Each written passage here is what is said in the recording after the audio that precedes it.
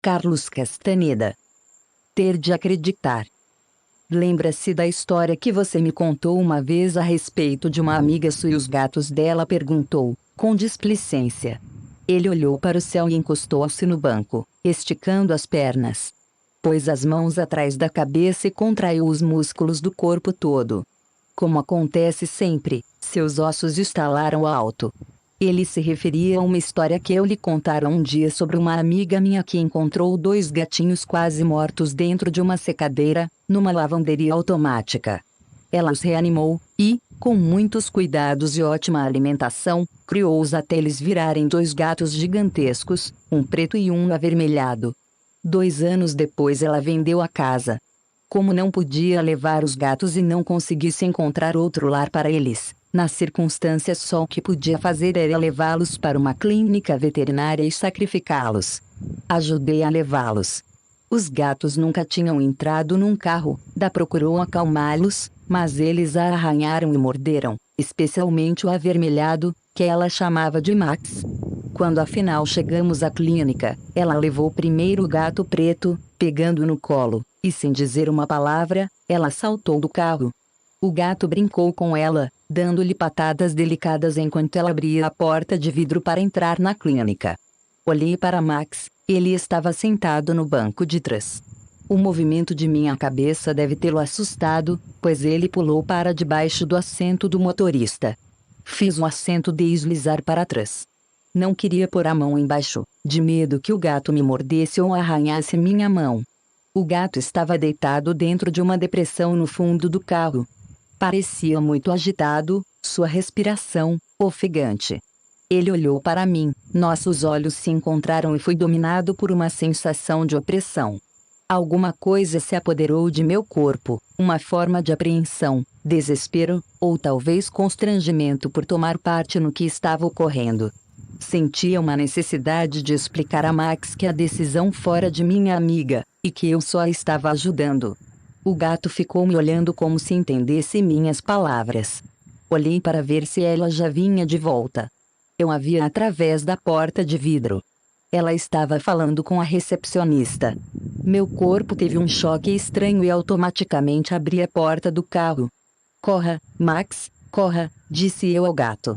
Ele saltou para fora do carro e deu uma corrida para o outro lado da rua, o corpo rente ao chão, como um autêntico felino.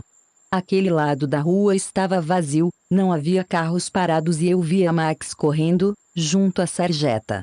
Ele chegou à esquina de uma grande avenida e depois se meteu por um cano de esgoto. Minha amiga voltou. Contei-lhe que Max tinha fugido. Ela entrou no carro e nós fomos embora sem dizer uma palavra.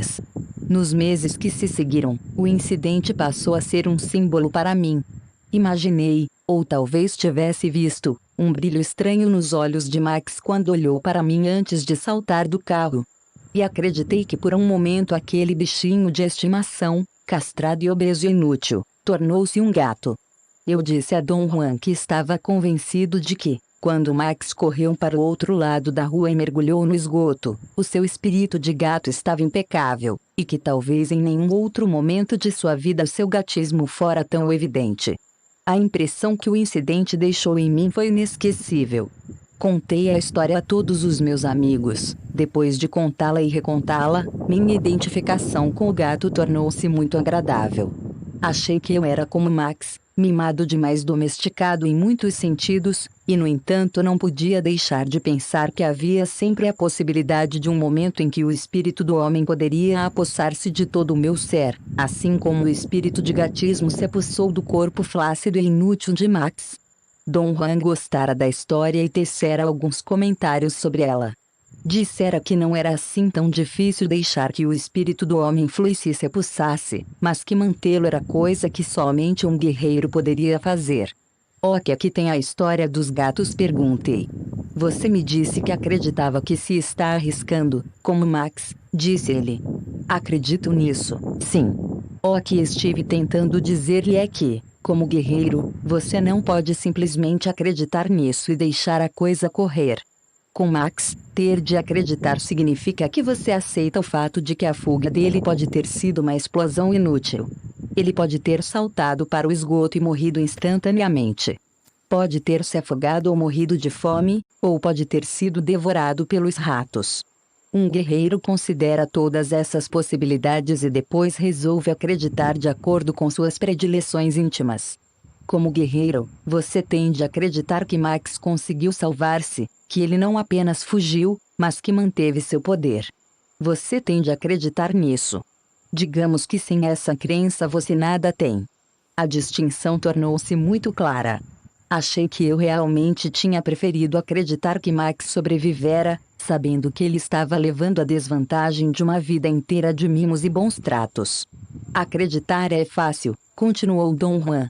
Ter de acreditar é outra coisa. Neste caso, por exemplo, o poder lhe deu uma lição esplêndida, mas você preferiu só usar a metade dela. Se você tende a acreditar, porém, tende a utilizar o fato todo. Entendo o que quer dizer, disse eu. Meu espírito estava num estado de lucidez e achei que estava entendendo os conceitos dele sem esforço algum. Acho que você ainda não entendeu, disse, quase cochichando. Ele me ficou fitando. Sustentei seu olhar por um momento. É o outro gato? Perguntou ele. O outro gato, repeti, involuntariamente. Eu esquecera a respeito. O meu símbolo girava em torno de Max. O outro gato não me interessava. Mas interessa? Sim, exclamou Dom Juan, quando exprimi meus pensamentos. Tende a acreditar significa que você também tende a explicar o outro gato. O que saiu lambendo as mãos que o levavam à sua execução. Aquele foi o gato que se dirigiu para a morte, confiante, cheio de seus conceitos de gato. Você acha que se parece com Max, de modo que já se esqueceu do outro gato. Nem sabe o nome dele. Ter de acreditar significa que você tem de considerar tudo, e antes de resolver que você se parece com Max, você deve considerar que pode parecer com outro gato, em vez de fugir para salvar a vida e se arriscar, pode estar caminhando feliz para seu destino, cheio de seus conceitos. Esta obra foi digitalizada sem fins comerciais e destinada unicamente à leitura de pessoas portadoras de deficiência visual. Por força da Lei de Direitos de Autor. Por isto, este trabalho é oferecido gratuitamente aos amigos cegos e deficientes visuais de acordo com a Lei. Lei 9.610, de 19 de fevereiro de 1998, sobre os direitos autorais. Alteração, atualização e consolidação da legislação. Título I, dos direitos do autor. Capítulo IV, das limitações aos direitos autorais. Art. 46 não constitui ofensa aos direitos autorais, e, a reprodução. D. De obras literárias, artísticas ou científicas, para uso exclusivo de deficientes visuais, sempre que a reprodução, sem fins comerciais, seja feita mediante o sistema Braille ou outro procedimento em qualquer suporte para esses destinatários. Carlos Castaneda. Ter de acreditar. Lembra-se da história que você me contou uma vez a respeito de uma amiga sua e os gatos dela? Perguntou, com displicência. Ele olhou para o céu e encostou-se no banco, esticando as pernas. Pôs as mãos atrás da cabeça e contraiu os músculos do corpo todo. Como acontece sempre, seus ossos estalaram alto.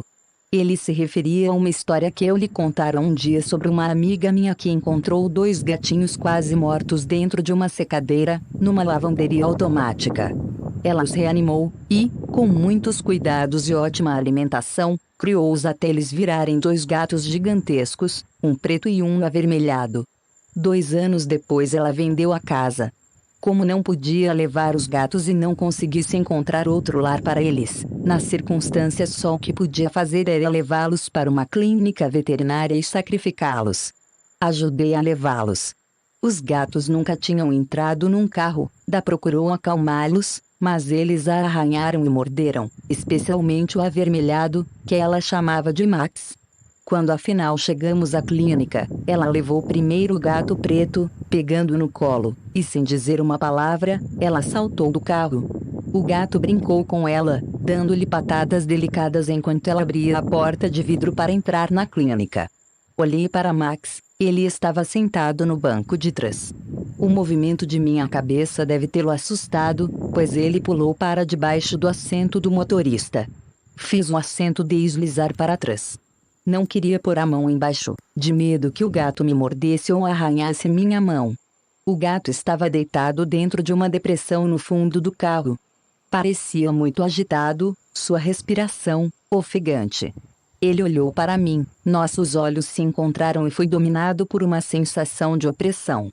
Alguma coisa se apoderou de meu corpo, uma forma de apreensão, desespero, ou talvez constrangimento por tomar parte no que estava ocorrendo. Sentia uma necessidade de explicar a Max que a decisão fora de minha amiga, e que eu só a estava ajudando. O gato ficou me olhando como se entendesse minhas palavras. Olhei para ver se ela já vinha de volta. Eu a via através da porta de vidro. Ela estava falando com a recepcionista. Meu corpo teve um choque estranho e automaticamente abri a porta do carro. Corra, Max, corra, disse eu ao gato. Ele saltou para fora do carro e deu uma corrida para o outro lado da rua, o corpo rente ao chão, como um autêntico felino. Aquele lado da rua estava vazio, não havia carros parados e eu via Max correndo, junto à sarjeta. Ele chegou à esquina de uma grande avenida e depois se meteu por um cano de esgoto. Minha amiga voltou. Contei-lhe que Max tinha fugido. Ela entrou no carro e nós fomos embora sem dizer uma palavra. Nos meses que se seguiram, o incidente passou a ser um símbolo para mim. Imaginei, ou talvez tivesse visto, um brilho estranho nos olhos de Max quando olhou para mim antes de saltar do carro. E acreditei que por um momento aquele bichinho de estimação, castrado e obeso e inútil, tornou-se um gato.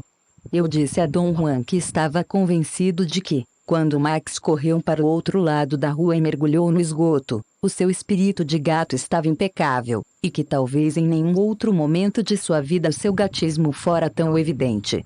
A impressão que o incidente deixou em mim foi inesquecível. Contei a história a todos os meus amigos. Depois de contá-la e recontá-la, minha identificação com o gato tornou-se muito agradável. Achei que eu era como Max, mimado demais, domesticado em muitos sentidos, e no entanto não podia deixar de pensar que havia sempre a possibilidade de um momento em que o espírito do homem poderia apossar-se de todo o meu ser, assim como o espírito de gatismo se apossou do corpo flácido e inútil de Max. Dom Juan gostara da história e tecera alguns comentários sobre ela. Dissera que não era assim tão difícil deixar que o espírito do homem fluísse e se apossasse, mas que mantê-lo era coisa que somente um guerreiro poderia fazer. Que aqui tem a história dos gatos, perguntei. Você me disse que acreditava que se está arriscando, como Max, disse ele. Acredito nisso, sim. O que estive tentando dizer-lhe é que, como guerreiro, você não pode simplesmente acreditar nisso e deixar a coisa correr. Com Max, ter de acreditar significa que você aceita o fato de que a fuga dele pode ter sido uma explosão inútil. Ele pode ter saltado para o esgoto e morrido instantaneamente. Pode ter se afogado ou morrido de fome, ou pode ter sido devorado pelos ratos. Um guerreiro considera todas essas possibilidades e depois resolve acreditar de acordo com suas predileções íntimas. Como guerreiro, você tende a acreditar que Max conseguiu salvar-se, que ele não apenas fugiu, mas que manteve seu poder. Você tende a acreditar nisso. Digamos que sem essa crença você nada tem. A distinção tornou-se muito clara. Achei que eu realmente tinha preferido acreditar que Max sobrevivera, sabendo que ele estava levando a desvantagem de uma vida inteira de mimos e bons tratos. Acreditar é fácil, continuou Dom Juan. Ter de acreditar é outra coisa. Neste caso, por exemplo, o poder lhe deu uma lição esplêndida, mas você preferiu só usar a metade dela. Se você tem de acreditar, porém, tem de utilizar o fato todo. Entendo o que quer dizer, disse eu. Meu espírito estava num estado de lucidez e achei que estava entendendo os conceitos dele sem esforço algum. Acho que você ainda não entendeu, disse, quase cochichando. Ele me ficou fitando. Sustentei seu olhar por um momento. É o outro gato? Perguntou ele. O outro gato, repeti, involuntariamente. Eu esquecera a respeito. O meu símbolo girava em torno de Max. O outro gato não me interessava. Mas interessa? Sim, exclamou Dom Juan, quando exprimi meus pensamentos. Tende a acreditar significa que você também tende a explicar o outro gato. O que saiu lambendo as mãos que o levavam à sua execução. Aquele foi o gato que se dirigiu para a morte, confiante, cheio de seus conceitos de gato. Você acha que se parece com Max, de modo que já se esqueceu do outro gato. Nem sabe o nome dele. Ter de acreditar significa que você tem de considerar tudo, e antes de resolver que você se parece com Max, você deve considerar que pode parecer com outro gato, em vez de fugir para salvar a vida e se arriscar, pode estar caminhando feliz para seu destino, cheio de seus conceitos. Esta obra foi digitalizada sem fins comerciais e destinada unicamente à leitura de pessoas portadoras de deficiência visual. Por força da Lei de Direitos de Autor. Por isto, este trabalho é oferecido gratuitamente aos amigos cegos e deficientes visuais de acordo com a Lei. Lei 9.610, de 19 de fevereiro de 1998, sobre direitos autorais. Alteração, atualização e consolidação da legislação. Título I, dos direitos do autor. Capítulo IV, das limitações aos direitos autorais. Art. 46 não constitui ofensa aos direitos autorais, e, a reprodução. D. De obras literárias, artísticas ou científicas, para uso exclusivo de deficientes visuais, sempre que a reprodução, sem fins comerciais, seja feita mediante o sistema Braille ou outro procedimento em qualquer suporte para esses destinatários. Carlos Castaneda. Ter de acreditar. Lembra-se da história que você me contou uma vez a respeito de uma amiga sua e os gatos dela? Perguntou, com displicência.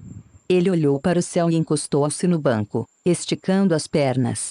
Pôs as mãos atrás da cabeça e contraiu os músculos do corpo todo. Como acontece sempre, seus ossos estalaram alto. Ele se referia a uma história que eu lhe contara um dia sobre uma amiga minha que encontrou dois gatinhos quase mortos dentro de uma secadeira, numa lavanderia automática. Ela os reanimou, e, com muitos cuidados e ótima alimentação, criou-os até eles virarem dois gatos gigantescos, um preto e um avermelhado. 2 anos depois ela vendeu a casa. Como não podia levar os gatos e não conseguisse encontrar outro lar para eles, nas circunstâncias só o que podia fazer era levá-los para uma clínica veterinária e sacrificá-los. Ajudei a levá-los. Os gatos nunca tinham entrado num carro, procurou acalmá-los, mas eles a arranharam e morderam, especialmente o avermelhado, que ela chamava de Max. Quando afinal chegamos à clínica, ela levou primeiro o gato preto, pegando no colo, e sem dizer uma palavra, ela saltou do carro. O gato brincou com ela, dando-lhe patadas delicadas enquanto ela abria a porta de vidro para entrar na clínica. Olhei para Max, ele estava sentado no banco de trás. O movimento de minha cabeça deve tê-lo assustado, pois ele pulou para debaixo do assento do motorista. Fiz o assento deslizar para trás. Não queria pôr a mão embaixo, de medo que o gato me mordesse ou arranhasse minha mão. O gato estava deitado dentro de uma depressão no fundo do carro. Parecia muito agitado, sua respiração, ofegante. Ele olhou para mim, nossos olhos se encontraram e fui dominado por uma sensação de opressão. Alguma coisa se apoderou de meu corpo, uma forma de apreensão, desespero, ou talvez constrangimento por tomar parte no que estava ocorrendo. Sentia uma necessidade de explicar a Max que a decisão fora de minha amiga, e que eu só a estava ajudando. O gato ficou me olhando como se entendesse minhas palavras. Olhei para ver se ela já vinha de volta. Eu a via através da porta de vidro. Ela estava falando com a recepcionista. Meu corpo teve um choque estranho e automaticamente abri a porta do carro. Corra, Max, corra, disse eu ao gato. Ele saltou para fora do carro e deu uma corrida para o outro lado da rua, o corpo rente ao chão, como um autêntico felino. Aquele lado da rua estava vazio, não havia carros parados e eu via Max correndo, junto à sarjeta. Ele chegou à esquina de uma grande avenida e depois se meteu por um cano de esgoto. Minha amiga voltou. Contei-lhe que Max tinha fugido. Ela entrou no carro e nós fomos embora sem dizer uma palavra. Nos meses que se seguiram, o incidente passou a ser um símbolo para mim. Imaginei, ou talvez tivesse visto, um brilho estranho nos olhos de Max quando olhou para mim antes de saltar do carro. E acreditei que por um momento aquele bichinho de estimação, castrado e obeso e inútil, tornou-se um gato. Eu disse a Dom Juan que estava convencido de que, quando Max correu para o outro lado da rua e mergulhou no esgoto, o seu espírito de gato estava impecável, e que talvez em nenhum outro momento de sua vida seu gatismo fora tão evidente. A impressão que o incidente deixou em mim foi inesquecível. Contei a história a todos os meus amigos. Depois de contá-la e recontá-la, minha identificação com o gato tornou-se muito agradável. Achei que eu era como Max, mimado demais, domesticado em muitos sentidos, e no entanto não podia deixar de pensar que havia sempre a possibilidade de um momento em que o espírito do homem poderia apossar-se de todo o meu ser, assim como o espírito de gatismo se apossou do corpo flácido e inútil de Max. Dom Juan gostara da história e tecera alguns comentários sobre ela. Dissera que não era assim tão difícil deixar que o espírito do homem fluísse e se apossasse, mas que mantê-lo era coisa que somente um guerreiro poderia fazer. Que aqui tem a história dos gatos, perguntei. Você me disse que acreditava que se está arriscando, como Max, disse ele. Acredito nisso, sim. O que estive tentando dizer-lhe é que, como guerreiro, você não pode simplesmente acreditar nisso e deixar a coisa correr. Com Max, ter de acreditar significa que você aceita o fato de que a fuga dele pode ter sido uma explosão inútil. Ele pode ter saltado para o esgoto e morrido instantaneamente. Pode ter se afogado ou morrido de fome, ou pode ter sido devorado pelos ratos.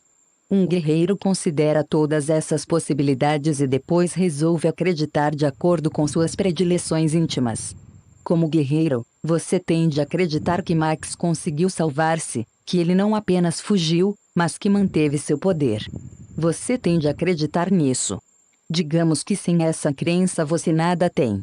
A distinção tornou-se muito clara. Achei que eu realmente tinha preferido acreditar que Max